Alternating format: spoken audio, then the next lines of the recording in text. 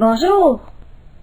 J'ai une nouvelle règle pour toi aujourd'hui, mais avant de te la présenter, je vais te demander d'aller chercher dans ta tête une règle grammaticale que tu connais bien. Tu sais que les mots ont un genre, qu'ils sont féminins ou masculins, et tu sais aussi que souvent, on forme le féminin en ajoutant un « e ». Tu as aussi appris que parfois, on double la lettre qui est placée avant le « e ».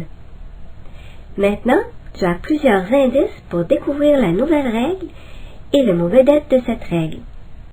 Mais avant, on va s'amuser un peu. Replace les lettres en ordre pour deviner le mot que j'ai écrit au tableau et au son de la cloche, tu arrêteras sur l'image pour trouver le mot. Quand tu l'auras trouvé, lève la main pour dire le mot à ton enseignant. Tu as trouvé le mot « belle ». Maintenant, voici un mot un peu plus difficile. Au son de la cloche, tu arrêteras sur l'image pour trouver le mot. Tu as trouvé le mot ficelle? Voici un autre mot. Arrête sur l'image. Tu as trouvé le mot nouvelle? Maintenant, j'ajoute une image et le mot miel. Et on continue notre jeu pour encore 2 mots. Essaie de deviner le mot et arrête sur l'image. Tu as trouvé le mot hôtel? Voici le dernier mot et arrête à nouveau sur l'image. Tu as trouvé le mot caramel? Maintenant, observe bien les mots écrits au tableau. Tu as tous les indices pour découvrir cette règle. Arrête sur l'image pour dire à ton enseignant ce que tu as observé. Dans les explications que tu as données à ton enseignant, tu lui as probablement dit que lorsque les mots sont féminins, avant d'ajouter le « e » au son « l », tu dois doubler la lettre « l ». Tu lui as peut-être aussi dit que les mots masculins se terminent par « el » et les mots féminins se terminent par « e ». Tu viens de découvrir la règle de cette semaine.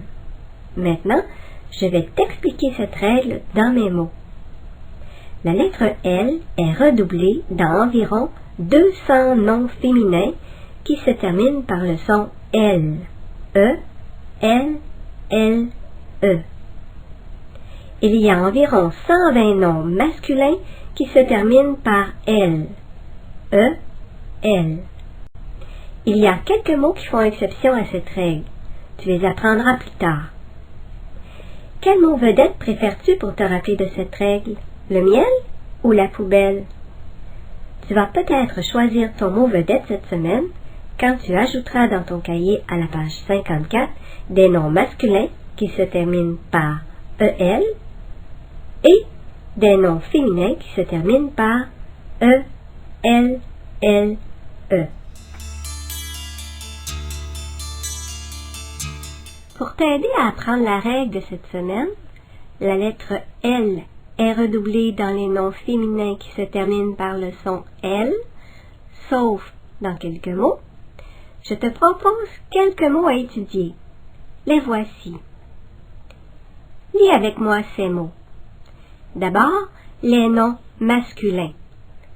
Le miel, le ciel, un duel, le gel, le sel, un manuel, un caramel.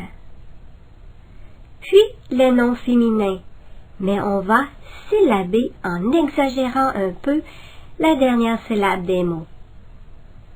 La poubelle, la nouvelle, une belle, une échelle, la chandelle, la bretelle, une jumelle. Dans les mots que je te propose, il y a de petites difficultés. La graphie C dans le mot ciel et la graphie S dans le mot sel. Tu peux trouver des stratégies pour mémoriser les difficultés dans ces mots. Pour la graphie C, dans le mot ciel, j'ai imaginé le ciel et la forme de la lettre C m'a fait penser à la forme de la lune que je vois le soir quand je regarde le ciel. Alors, j'ai dessiné un croissant de lune dans la lettre C.